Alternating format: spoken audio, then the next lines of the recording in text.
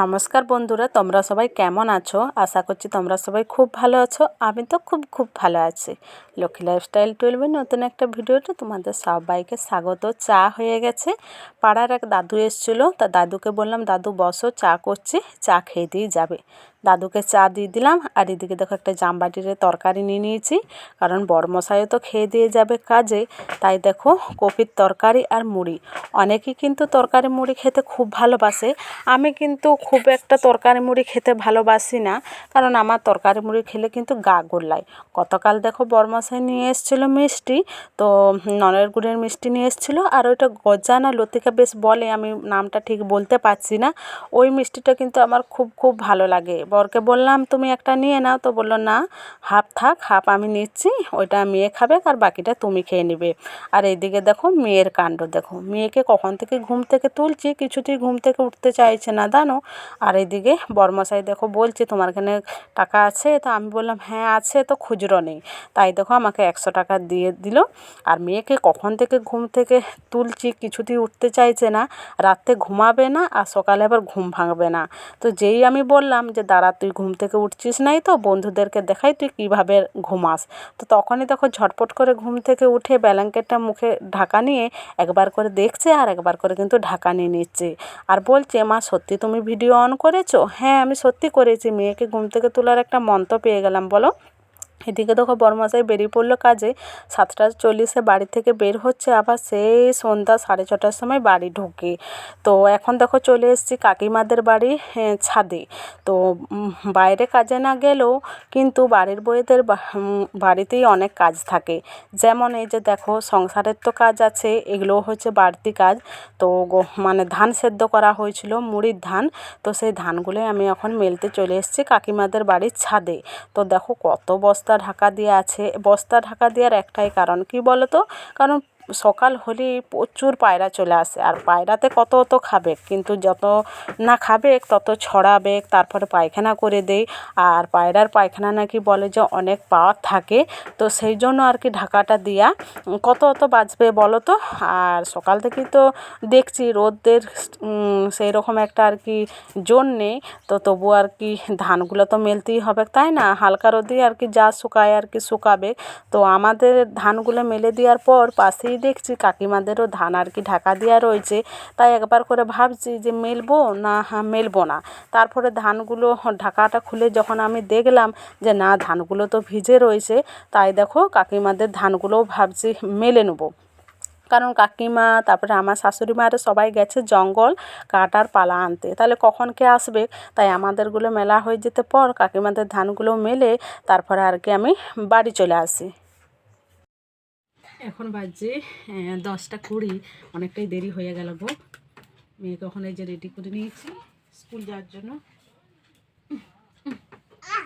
আ আ আ আ আ আ আ আ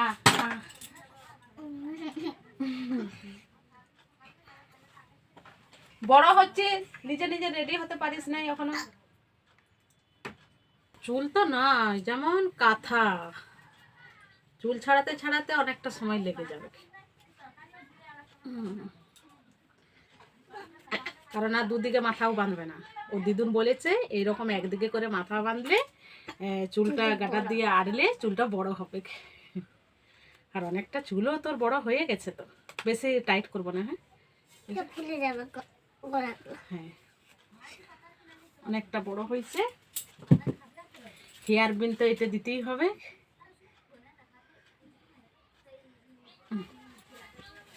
শুনো, আর ওগুলা কেন নামাতে হয়, ওগুলা এখন মেয়েকে স্কুলে পাঠিয়ে দিলাম। এই যে বাবা দেখো বাজার থেকে মাছ নিয়ে এসছে, এই মাছগুলো এখন কেটে বেছে নেবো।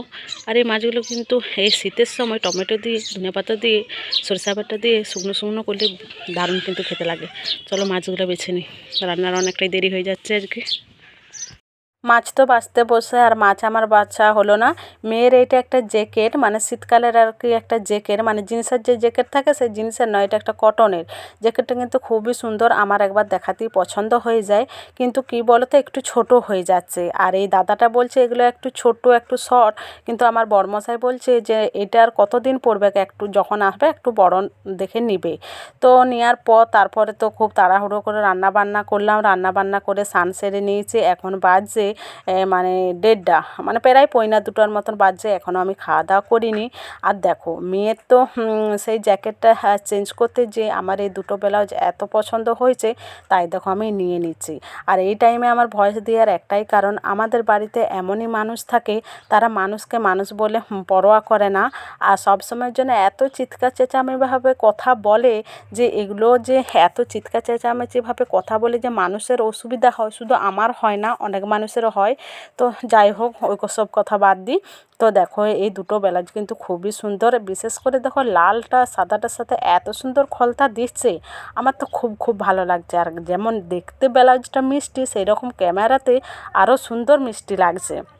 আর এই ব্লাউজটা দেখো সে জামদানি শাড়ি হয় না, সেই রকম এগুলো জামদানি ব্লাউজ। তো দুটো ব্লাউজই আমি গলার সাথে খুঁজেছিলাম, কিন্তু একটা গলার সাথে পেয়েছি, আর এই লালটা হচ্ছে হাফ।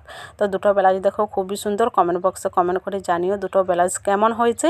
তো ব্লাউজগুলো নিয়ে একটু ঢং করে দিচ্ছি মানে থাম্বনেলে বসানোর জন্য একটা পিচ তুলে রেখে দিলাম, যদি থাম্বনেলে আর কি প্রয়োজন হয়। তো এখন দেখো বাজে 2:10, কিন্তু দেখাচ্ছে 2:05, 5 মিনিট লেট আছে। এখন আমি খেতে বসে গেছি। আর আজ আমাদের দুপুরের মেনু দেখো, বাঁধাকপি ভাজা আর ফুলকপি আলু টমেটো মুসুর কলাই দিয়ে হালকা ঝোল, আর হয়েছে মাছে টমেটো। চলো খাওয়া দাওয়াটা করে নিই। এখন দেখো চলে এসেছি আমি জামা প্যান্টগুলো তুলতে। আজ সেরকম কিছু কাচাকুচি করিনি, কারণ সকাল থেকেই তো রোদের তাপ সেই রকম ছিল না। আর কাচাকুচি করলে কি হতো বলো তো, হাফ শুকাতো হাফ শুকাতো না, আবার সেগুলো আবার মেলার জায়গা চাই। তো সেই করে আর কি আমি কিছু কাচাকুচি করিনি। আর প্রত্যেক দিন কিন্তু আমি এই জায়গাটাতেই আর কি কাপড় মেলি। তো এখন অলরেডি হয়ে গেছে বিকাল। তো মেয়ে খেলা করছিল, খেলতে খেলতে বলছে মা আমার খিদে পেয়েছে, আমাকে ভাত দাও। তো বললাম বিকালে কি ভাত খাবি, তাহলে আমি তরকারি দিয়ে মুড়ি মেখে দিচ্ছি, তরকারি দিয়ে মুড়ি খা। তরকারি দিয়ে আবার মুড়ি খাবে না, আমি যেমন সেই রকম মেয়েও তেমন, তরকারি দিয়ে কিছুতেই মুড়ি খেতে চায় না গো। তো আমি ওকে বললাম খুব সুন্দর করে মেখে দিচ্ছি। তো বলছে মা আমি তরকারি দিয়ে মুড়ি খাবো, আমাকে পাঁপড় ভেজে দিবে। তো আমি বললাম ঠিক আছে নে পাঁপড় ভেজে দেবো। তো পাঁপড় ভেজেছিলাম, সে স্ক্রিপ্টটা নেওয়া হয়নি। তো এই পাঁপড় দিয়ে এখন মেয়ে খেয়ে নেবে মুড়ি। আর মেয়েকে দিতে দিতে দেখো একটু আমি নিয়ে নিলাম। তো বলছে হ্যাঁ তুমি পাঁপড় আমারখান থেকে নিয়ে নিলে, আমি কিন্তু আরও নেবো, তো আছে তো। তো এই পাঁপড় খেয়ে নিই, তারপরে বিকালে ঘর ঝাঁট এমনকি বিছানা ঝাড়া করে নিই। কদ্দূর হলো পড়া? কাছে না বসলে কি পড়া যায় না? আমি তো দেখিয়ে দিয়ে গেছি যে তুই পড়, এসে আমি ধরবো কি পড়েছিস দেখি তাহলে। দাঁড়াও, পড়াশোনা বাদ দিয়ে বইয়ে একটা কিছু একটা দেখেছে, তো সেইটাই আর কি আমাকে দেখাবে।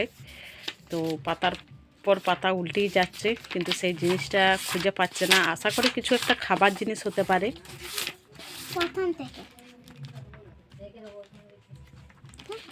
কি বটে দেখি, কোথায় যে হয়ে গেল। কই পেলি? কি বটে? বুঝতে পেরেছি যে কিছু তো একটা খাবার জিনিস বটে। ও বাবা, জন্মদিনে তোর পেরিয়ে গেল। ঠিক আছে, গত বছরকে দেবো এরকম কেক। তো এরকম কেকই তো করা হয়, হয়তো কালারটা এরকম হয় না, কিন্তু এরকম তো বড়ই তো কেক করা হয় তোর জন্মদিনে, হয় না কি করে? মনে মনে ভাবছিস? কি ভাবছিস তুই? ও ও মনে মনে ভাবছে কখনকে জন্মদিন হবে, এখন থেকে কেক দেখে রেখে দিচ্ছে, কিন্তু তোর জন্য তো এত বড়ই কেক করা হয়। তো যাই হোক, তো এতক্ষণ তো রান্নাঘরে ছিলাম, রান্নাঘরে রাতের খাবার দাবার করে নিলাম, গরম গরম ভাত আর আলু টমেটো কাঁচা লঙ্কা দিয়ে একটা তরকারি। আর বড়মশাই তো কাজ থেকে চলে এসছে, আসার পর বড়মশাই গেছে বাজার। তো মেয়েকে বই বসতে দিয়ে গেছি যে তুই এই পড়াগুলো কর, আমি এসে পর দেখবো। কিন্তু হয় যে কাছে না থাকলে বাচ্চাদের পড়া একটুকুনো মানে কি বলবো, যে একটা পড়া দিয়ে গেলাম মানে তো কি হয়েছে, আমি নিজের মতন পড়ি না।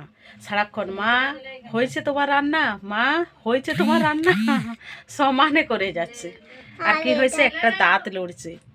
এই দেখো, এইটা তো পোকাতে তো মাঝের দাঁতটা চলেই গেছে, আর নিচে একটা দাঁত দেখো লড়ছে। তো সব সময় জানে কি করছে জানো, এরকম করছে। আমরাও এরকম করতাম জানি, হ্যাঁ আমরাও করতাম। তোর যখন আমাদের যখন দাঁত ভেঙেছে সব সময়ের জন্য কি করতাম, এই দাঁতটাকে এমনি করতাম, এমনি করতাম। সবাই বলতো মাকে এমনি জিতে দাঁত ইয়া করলে দাঁত বেরোয়। হ্যাঁ এটা বলে তো, যখন দাঁত ভেঙে যায় তখন বলে কি যে হ্যাঁ দাঁত আর বের হয় না।